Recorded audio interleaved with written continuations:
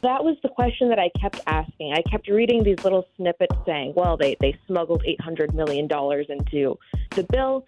And that left me incredulous because I cover federal spending on Capitol Hill.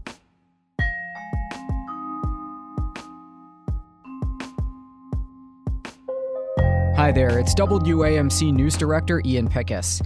And on this episode of the WAMC News Podcast, where did all the money for the Oppenheimer project come from?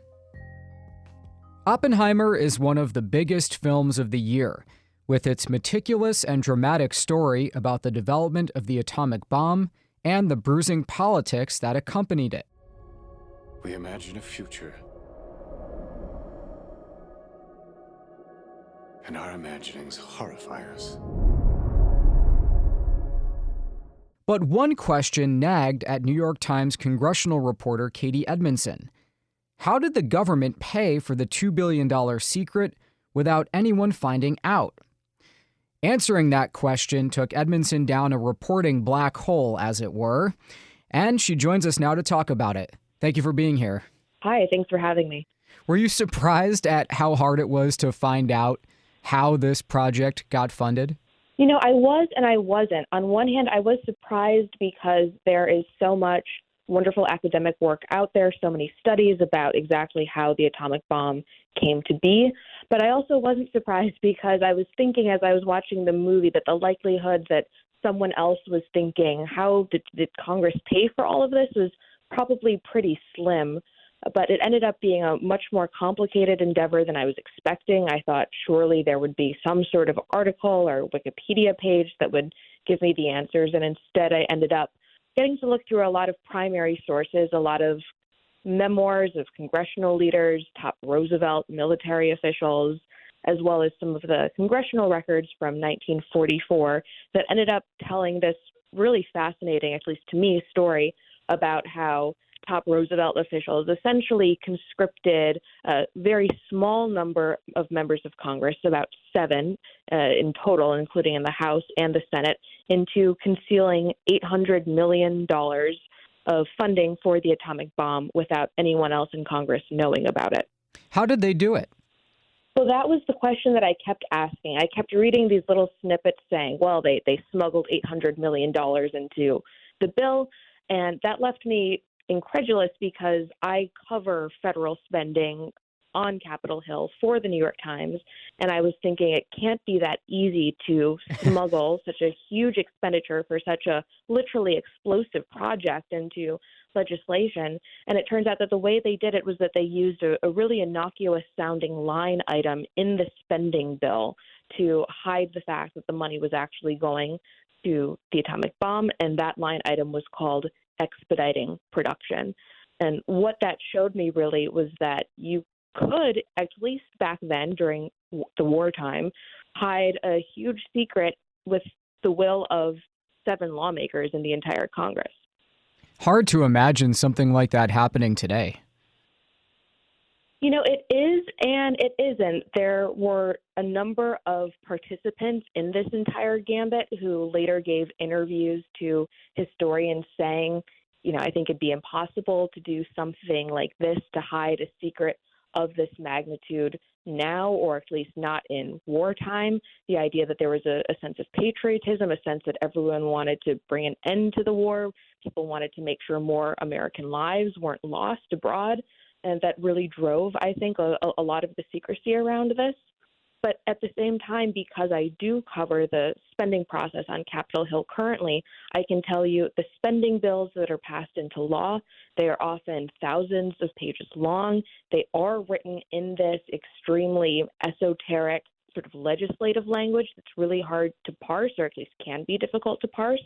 And so when these bills pass into law, I always try to scrub them, give them a read, see if anything jumps out at me in particular. But what this whole saga showed me was, again, that if there is a will to do so, it potentially is possible to hide little secrets, hide little projects in these bills. Isn't it also the case that, as you found out, the historical record is somewhat cloudy because After the fact and years later, some people were claiming to have been in the inner circle who weren't, and there were some apocryphal stories told about these discussions. Yeah, I'm really glad that you brought that up because one of the anecdotes that I think you're alluding to really gave me a good chuckle when I read it, just because, it shows that the nature of members of Congress, it's really human nature, right, to want to place yourself in the room where something exciting happened, particularly because the bomb did end with a U.S. military victory. But we see it all the time now is that victory has 1,000 fathers, right? And so in this particular anecdote, the chairman of the Appropriations Committee, a very important role on Capitol Hill back in the day, was from Tennessee.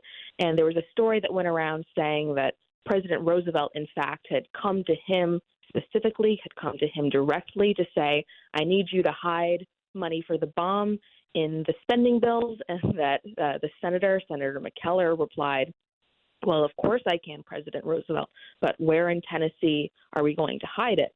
And he was referring to, or implicitly in that story, taking credit for the creation of the Oak Ridge National Laboratory, which is where scientists were enriching uranium for the bomb. I later came across an account, it was an extremely detailed account from one of the senators who actually was in that secret conference with the war secretary when the Roosevelt officials did, in fact, ask the lawmakers to hide this money. And he said, not only was McKellar, not only was the chairman of this committee not in the room, but in fact, he had previously confided to us fellow senators that there was some kind of crazy secret construction happening in his state at the Oak Ridge plot, and he didn't know what it was, and he was afraid maybe it was going to become just a huge example of government waste. And I got a great laugh out of that story because I do think it really shines a light on human nature to want to maybe over-exaggerate your involvement in big victories. Does this research project of yours make you wonder if there are current projects that the American public might not know about, but are, getting the full backing of the government in some way? Yeah, I mean, as a spending reporter, it's always something that I worry about.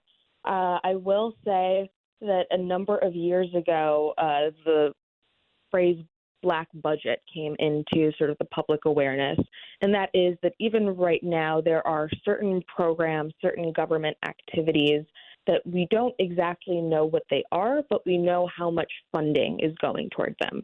And these are programs ostensibly that involve American intelligence agencies. But at the end of the day, right, Congress is given a top line. They're sort of briefed they're briefed in a more in-depth matter as to what is happening, but the American public doesn't know, hence the term black budget. And that is something that has come up a number of times just as readers have been reaching out to me about this story and about how it might apply to our day. Should it be easier to find out information like this? I mean, you're a top-tier congressional reporter who had to spend many months chasing down this story and going to the Library of Congress and calling archives in Austin. The average person might not be able to find out this information so easily. Yeah, well, I mean, I think there's sort of two parts there. One is if some of this was made more difficult by the fact that it happened in 1944, right? The people who were in the room, you can't give them a call anymore in the same way that I might be able to go up to a senator in the hallway now and say, hey, what about that line item in that spending bill you guys just passed? So certainly the fact that this all happened before sort of the digital age complicated things greatly, at least from my perspective, in trying to find out some answers on that. Although it was helpful that back then people kept things like really detailed diaries. The war secretary kept a really detailed diary, which he later donated to a library at Yale, which was an enormous help for this research. But I think, looking to the current day, as a reporter, I'm always going to vote in favor of more transparency rather than less. But I think also if you would have talked to the lawmakers who were involved in this entire gambit in the 40s, they would have made an argument for, look, this is a huge issue of national security. Perhaps there was no bigger issue of national security at the time, that they were in a war, and that in those circumstances, there is a greater level of secrecy that is perhaps warranted. I can imagine that would be the argument that they would make. So it does become a balancing act to some degree. So just while I have you, Congress has approved a new short-term spending gap, the current Congress, 2024, to take us into March.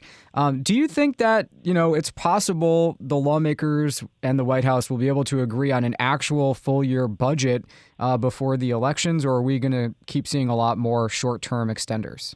Yeah, it's a great question, and I love that you have related this to what I'm currently covering. That is really the question. It is an enormously difficult feat because what lawmakers are trying to accomplish right now is something that they have not been able to achieve for years, which is funding the government by passing 12 individual spending bills that each cover a handful of agencies. And the reason that they've been unable to do that is when you get into those nitty-gritty fights over specific policies, activities, and you don't have huge majorities in either house, it can become a real dogfight. So they are attempting to do something that has not been successfully done in a really long time.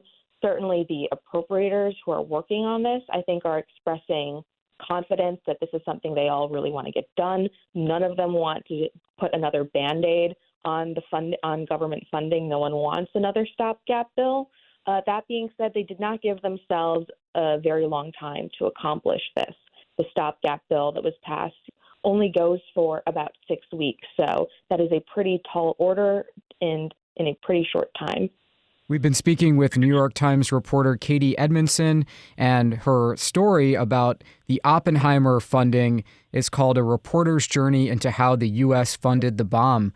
Catie, thank you so much for taking the time to speak with us. Thanks for having me. I appreciate it. Okay, that does it for this episode of the WAMC News Podcast. Thanks so much for listening. Until next time, I'm Ian Pickus.